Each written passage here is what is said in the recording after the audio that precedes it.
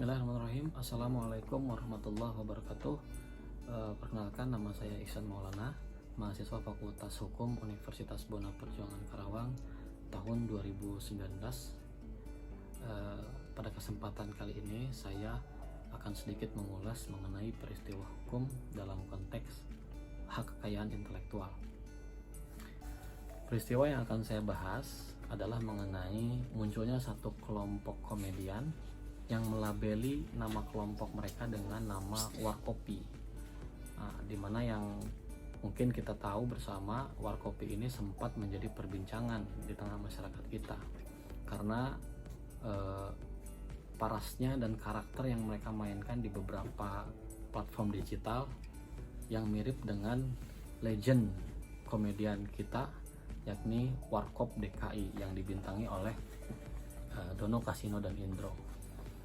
Yang menjadi perbincangan sehingga munculnya kelompok pro dan kelompok kontra adalah ketika salah satu personil Warkop DKI, yakni Pak D. Indro, mempermasalahkan soal izin, soal izin yang belum mereka kantongi, dalam hal ini Warkopi, ketika melakukan satu kreativitas, satu tiruan, yang mirip dengan karakter dan bahkan cerita Warkop DKI yang sudah dimainkan sejak lama. Nah, ternyata keberatan Pak D. Indro ini karena memang sejak tahun 2004 Warkop DKI ini sudah memiliki hak paten yang didaftarkan di Direktorat Jenderal Hak Kekayaan Intelektual. Nah, ini yang akan kita bahas. Apakah kemudian Warkopi melanggar hak kekayaan intelektual? Nah, menurut pasal 1 angka 1 Undang-Undang Nomor 20 Tahun 2016 tentang merek dan indikasi geografis, di sini saya sampaikan, yang menyebutkan bahwa merek adalah tanda yang dapat ditampilkan secara grafis berupa gambar, logo, nama, kata, huruf, angka, susunan warna dalam bentuk 2 dimensi atau 3 dimensi, suara hologram, atau kombinasi dari 2 atau lebih unsur untuk membedakan barang dan atau jasa yang diproduksi oleh orang atau badan hukum dalam kegiatan perdagangan barang dan atau jasa. Nah, di sini kalau saya melihat ada redaksi atau klausul dalam pasal ini yang menyatakan nama, kata, huruf, selain tadi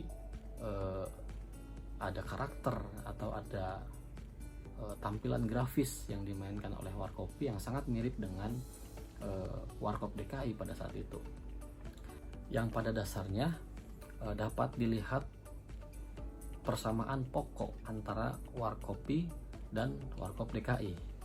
Nah, mengenai hal ini, Warkopi itu harusnya mengantongi izin, karena membuat konten atau satu kreativitas yang sangat-sangat mirip.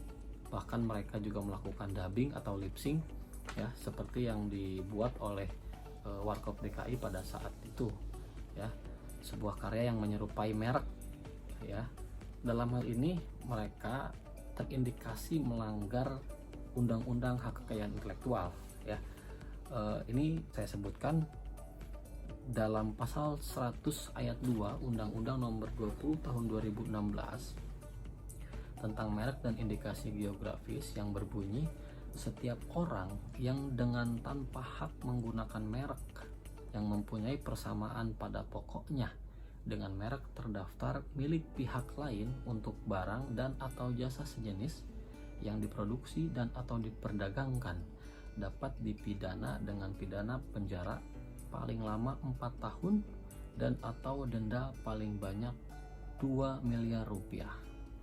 Nah, ini sangat jelas, terdapat tadi yang saya sampaikan ada indikasi kemiripan, baik itu dari segi nama maupun konten-konten yang sudah mereka buat, menyerupai, bahkan mereka lip sync dengan suaranya Dono, Kasino, dan Indro pada platform digital yang mereka buat, Nah, Potensi pelanggaran hak kekayaan intelektual lainnya adalah pelanggaran terhadap hak cipta. Ini terdapat pada pasal 1 angka 1 Undang-Undang Nomor 28 Tahun 2014 tentang hak cipta, menyebutkan definisi bahwa hak cipta adalah hak eksklusif pencipta yang timbul secara otomatis berdasarkan prinsip deklaratif setelah suatu ciptaan diwujudkan dalam bentuk nyata tanpa mengurangi pembatasan sesuai dengan ketentuan peraturan perundang-undangan. Nah, jelas karena yang muncul di awal itu yang mungkin sejak tahun 70-an ya kalau tidak salah, Warkop DKI ini muncul secara otomatis mereka mendeklarasikan diri sehingga hak cipta itu secara otomatis melekat pada Warkop DKI. Nah, tindakan Warkopi dapat dianggap pelanggaran hak cipta karena telah membuat suatu ciptaan berupa video atau film dengan melakukan lip sync atau dubbing dari suara asli Warkop DKI. Nah, ini sudah jelas-jelas melanggar ya. Penggunaan foto-foto atau potret-potret dari personil Warkop DKI untuk didampingkan dengan Warkopi atas kemiripan mereka dengan tujuan adanya pemanfaatan ekonomi atau keuntungan ekonomi. Nah, yang menjadi permasalahan di sini adalah ketika satu kelompok membuat suatu kreativitas, suatu konten yang kemudian diupload ke sosial media sehingga menjadi konsumsi publik dengan maksud mendapatkan keuntungan tanpa seizin pemilik yang sebelumnya sudah membuat kreativitas yang sama, apalagi sudah mengantongi label atau mengantongi izin hak cipta. Ini menjadi persoalan hukum.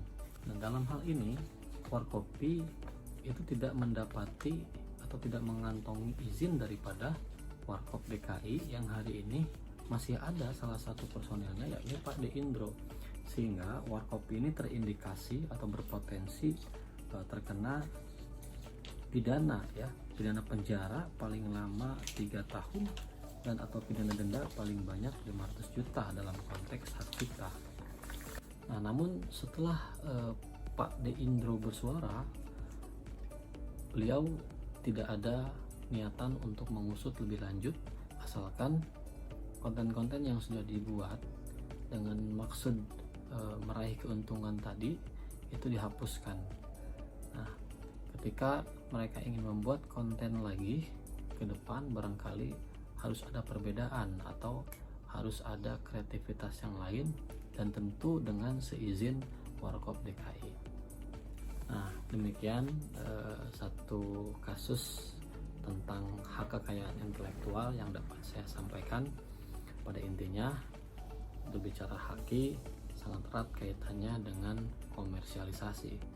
Ketika ada satu kreativitas yang sudah mendapatkan hak cipta, kemudian merasa dirugikan dengan munculnya kreativitas yang sama, maka ini berpotensi mendapatkan hukuman pidana. Terima kasih. Mohon maaf jika banyak kesalahan. Nasrul minallah wa fatun qarib. Astaghfirul khairat. Wassalamualaikum warahmatullahi wabarakatuh.